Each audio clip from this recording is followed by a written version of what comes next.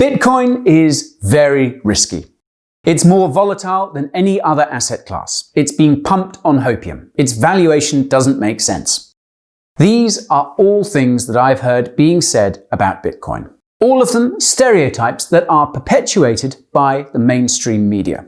So this had me thinking, what happens if I took a look into the stock market? Could there be stocks that meet the media definition of Bitcoin?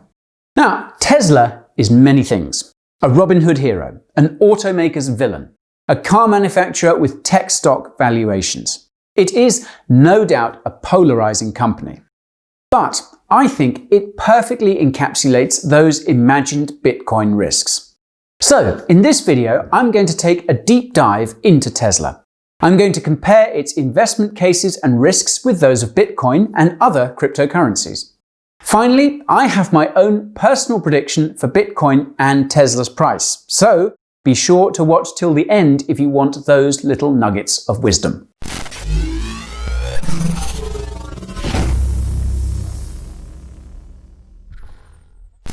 Just a few things before I dive in. This may come as a shock to you, but I am not a financial advisor. Sorry. I am a YouTuber who presents information for your educational purposes only. Please consult your advisor before making any financial decisions. And for those of you who happen to be joining me for the first time, the pleasure is all mine. My name is Guy, and I regularly cover the crypto markets and other alternative investment classes. So if that's something that you would like to be a part of, then be sure to subscribe and turn on your notifications. Get the latest vids from the Bureau the moment they hit the tube. Okay, that's enough fluff. Let's get into this. So, why do I think that Tesla is riskier than Bitcoin? Well, the first and most obvious reason is because it just is. Statistically, that is. Historical volatility is a measure of how much an asset price moves around its mean over a certain period of time. It's perhaps one of the best measures of how risky holding a particular asset is. Over the past 30 days, the rolling volatility on Tesla stock has been about 77%. Now this is pretty damn high for a stock of any denomination, let alone one that has a market cap of $304 billion. By contrast, the 30-day realized volatility on Bitcoin is only 28%. This is for a cryptocurrency that has an entire market cap of $168 billion, a bit more than half of that of Tesla's. Now indeed, 28% is even less than some of your more traditional blue chip stocks like Amazon or Walmart. Now of course we know that past performance is not indicative of future returns. Similarly, historical volatility cannot be expected to continue into the future. But you can get a rough idea of what traders expect the volatility to be through the option implied volatility. This is the volatility that is priced into options, and they are perhaps the best forecast as to what realized volatility could be. So, what do we have on those Tesla stock options? Well, the 30-day implied volatility on TSLA, the Tesla ticker, is over 102%. That's pretty insane if you ask me. Over on the Bitcoin side, 30-day option implied volatility is only about 50%. Bitcoin option buyers are pricing in lower volatility than Tesla option traders are. So, what does all this mean? Basically, Tesla is a much riskier asset to hold than Bitcoin. Not only on a basis of historical performance, but also based on what volatility is expected. And it's not just Bitcoin. If we were to take a look at Ethereum, the second most valuable crypto, realized volatility is at 44% and implied volatility at 54%. So it's clear that Tesla is objectively more statistically volatile than Bitcoin. But as we all know, financial markets are all about a risk-reward payoff. Do you think that added risk premium on Tesla is justified based on potential future rewards? I don't. And that is based on some sound fundamental analysis. So, let's now take a look at that, shall we? There are a number of ways that people tend to value a company. Some of the most tried and tested are through multiple valuation. These are basically measures of the price of a company as a ratio of some of its financial metrics. We're talking multiples such as price to earnings, PE, price to sales, PS, etc. It's basically a measure of how much value investors place on a dollar of earnings or revenue by the company. These are only really helpful as they give you a sense of how a company is valued compared to other companies in the same market. Anyways, over at Tesla, based on expected adjusted EPS for 2020 of $5, the forward PE ratio is over 326 times. Now, to put that another way, that's 326 years of earnings in order to justify the current share price of around $1,600. And to give you some context about how that actually compares to other manufacturers, the average PE ratio for a car company is about 6.87 times. Okay, some people may counter that price to earnings is not the best multiple to use for this. They claim that price to sales is a better measure as Tesla is more of a tech company. Now, whether that makes sense is up for debate, but let's assume for the sake of argument that it was to be valued on those metrics. Based on an estimated sales projection, Tesla has a forward price to sales ratio of about 11 times. How does this compare to some other tech companies? Well, Amazon has a 4.3 times price to sales ratio. Google has a 6.9 ratio. Facebook has a 9.1. Is Tesla likely to be able to grow more than these companies and hence demand such a high valuation? Indeed, the whole earnings growth argument has been used in order to justify the insane multiples that Tesla trades at. Analysts predict that Tesla will be able to grow its sales faster than all competitors, and hence this is the reason that it demands that valuation. Well, let's break that down a little bit. Now, I don't personally own a Tesla, but I have been in quite a few of them. I do admit that they are a very impressive piece of kit, one that I could indeed see myself driving in the near future. However, one has to put their personal consumer preferences aside and look at it from an objective standpoint.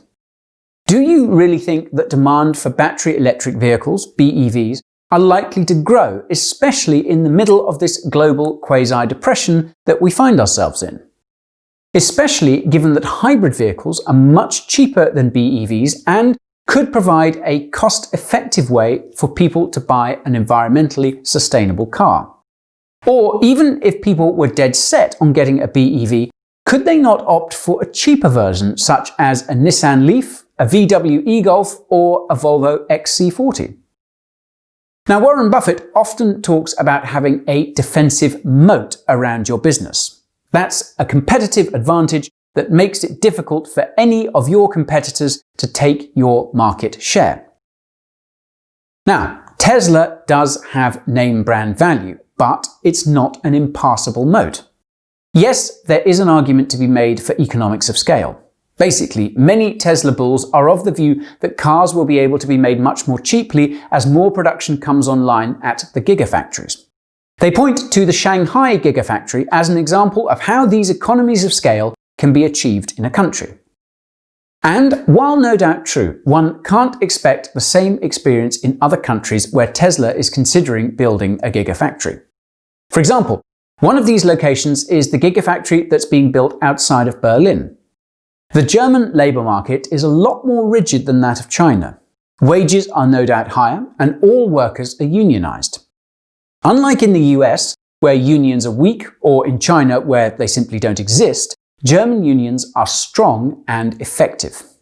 For example, did you know that in 2017, a union called IG Metall managed to negotiate a 30% rise at a Tesla-acquired auto parts manufacturer? The gigafactory in Berlin will employ 12,000 staff who are likely to all be unionised. If this union was able to get concessions out of Tesla for a much smaller operation, is it not a possibility that they could try to force Tesla's hand at the Berlin factory? Unions do love their power after all. And this is just assuming that all things remain constant on a macroeconomic level. Despite how much people would like to hope that we're done with the coronavirus, it is not done with us. There appears to be a consensus that a second wave could be coming in the fall. Heck, many countries are still struggling to break through wave 1. We all know how destructive the wave 1 lockdowns were to our lives. The last thing many were thinking about was what sort of new car they were likely to buy. You then also had impacts on the broader economy and the disruption of supply chains. Not the best economic climate for a car manufacturer. Also, let's not forget another side of the economic fallout. Governments are heavily indebted. This means they are much less likely to dole out generous subsidies for electric vehicles. Less subsidies mean less incentives to buy electric cars, especially ones more expensive than much of the competition. So, from my perspective, the notion that Tesla can achieve those exceptional growth numbers to justify the valuation is dubious at best. Don't get me wrong though, I'm no Tesla hater. I think the history of the company is profound. And Elon Musk is also a pretty revolutionary figure, and there's no doubt that an Elon premium is baked into the price. However, at current prices, Tesla just doesn't make sense. Less sense than Bitcoin, which is a perfect segue into the next topic. Now, for those of you who follow my channel and keep track of my portfolio, you'll know that I hold a sizable allocation in Bitcoin and Ethereum. Now, I know that there are many no-coiners out there that would never consider touching cryptocurrency, and that's okay. Everyone has their own views on it, and they should invest based on their core competencies. Anyways, valuing a cryptocurrency is a lot more nuanced than valuing a company. You don't have financial reports and sales numbers to go by. You have to look at other metrics specific to scarce assets and decentralized networks. Starting off with Bitcoin, I'm going to use the famed stock-to-flow model. This is a model that looks to value Bitcoin as if it were a rare commodity with supply constraints. Technically, this is exactly what Bitcoin is. It's an asset with a 21 million max supply that needs to be mined. Also, the more that are mined, the harder the mining becomes. The amount of new Bitcoin hitting the market faces a reduction every few years through an event called the halving. And we recently went through one in May where Bitcoin inflation fell by a half. The actual model itself was developed by a chap called Plan B and has generated a ton of interest in the crypto community. The raw statistical analysis of the model is beyond the scope of this video, but the gist of it is this. Commodity prices are governed by the stock of available supply and the flow of new supply hitting the market. The higher the stock-to-flow ratio, the longer it will take to generate the total supply. So, for example, gold has a ratio of 62. Prior to the halving, the Bitcoin ratio was 25, but since that time, it has shot up to 56. What this essentially means is that Bitcoin is becoming scarcer. When we cross the next halving event, it will be scarcer than gold. That is one of the main investment cases for, quote, hodling Bitcoin. When you hold Bitcoin, you are part of an exclusive club, the 21 million club. Oh, and here is a fun fact. According to a Credit Suisse Global Wealth Report, there are $46 million millionaires in the world. So, this means that there would not even be enough Bitcoin to go around should they all want one. Could they invest in gold? Sure, but gold is not easy to store, transport, or sell. Here is an image of 1 billion in Bitcoin and 1 billion in gold. Try crossing a border with that gold. Heck, you don't even need the ledger. You can literally store billions of dollars in your head with a brain wallet. So the scarcity argument is a strong one, and it is this primary driver behind the stock-to-flow model.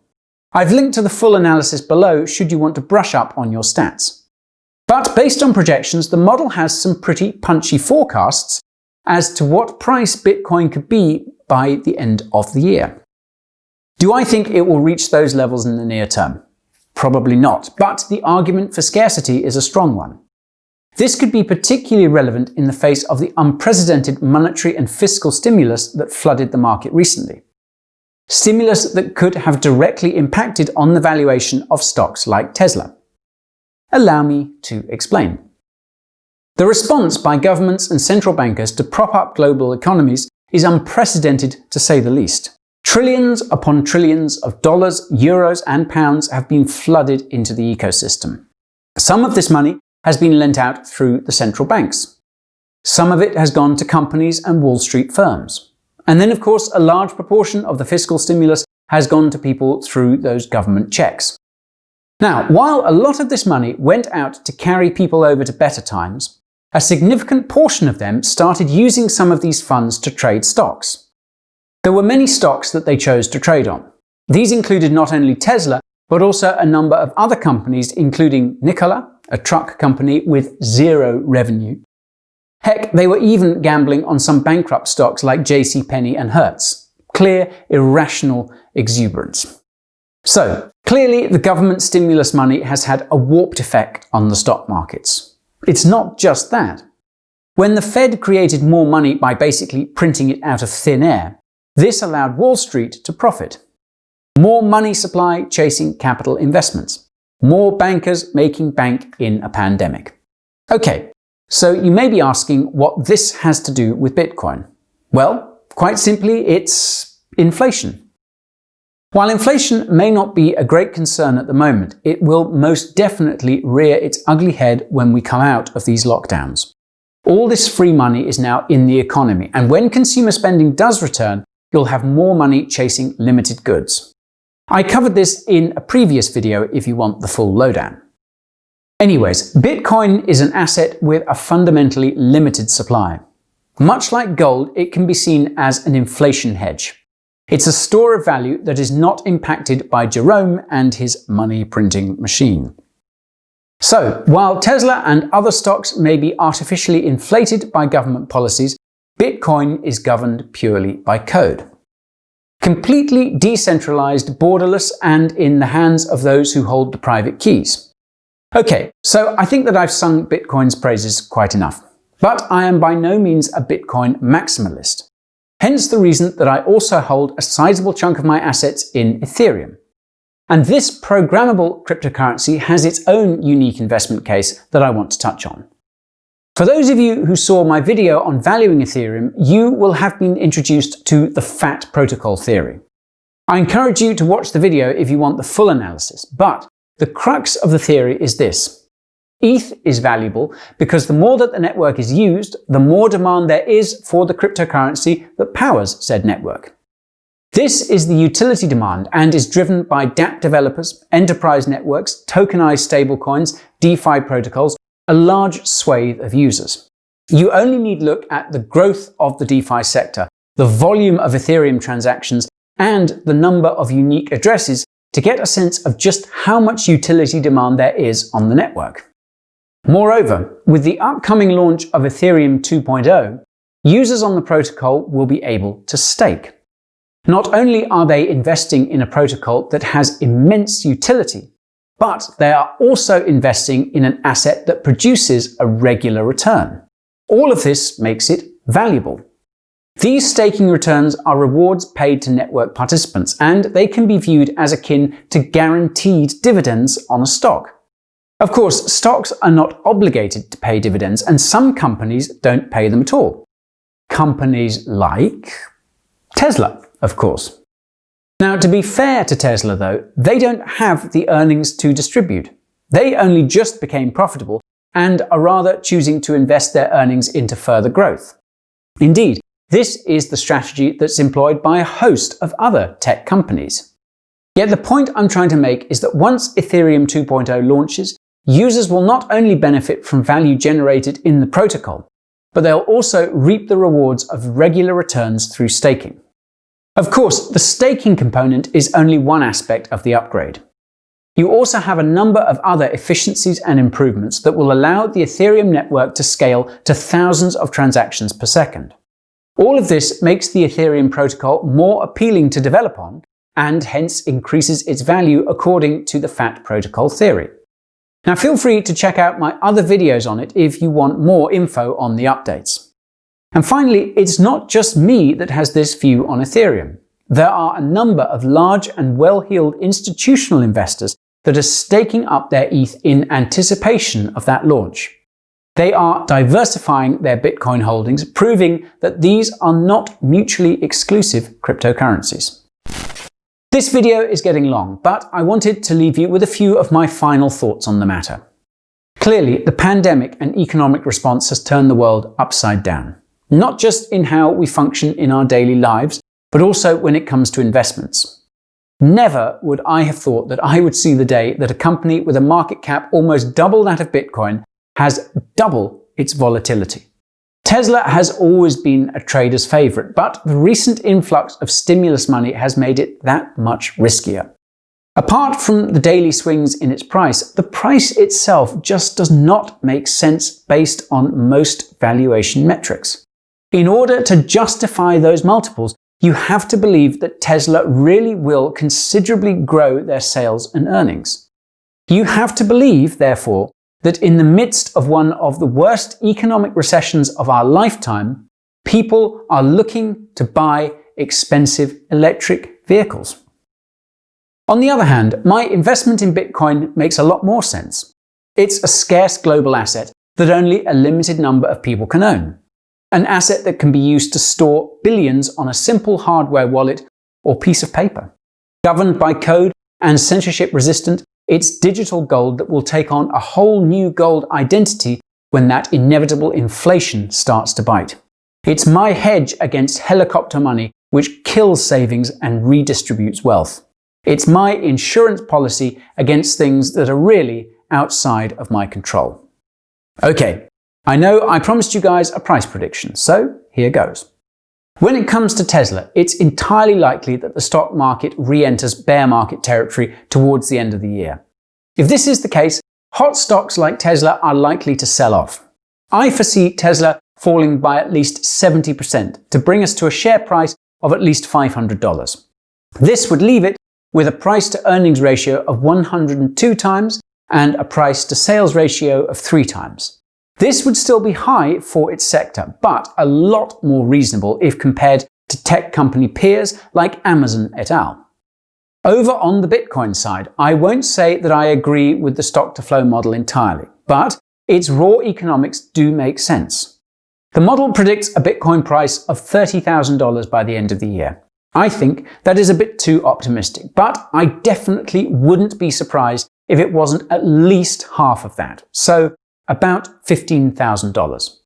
Of course, these are just my own predictions. Predictions of a crypto guy who loves Tesla cars and is a massive Elon Musk fan. Just not enough of a fan to justify the excessive hopium built into that share price. And that's it, folks, my complete rundown of Tesla versus Bitcoin. But at the end of the day, this is my view. I now need to hear from you. What are your thoughts on Tesla? Any crypto hodlers care to opine on my predictions? I'd love to hear your thoughts in the comments below. And also, if you gained value from this video, then please do let me know. Smash up that like button and show me some of that YouTube love.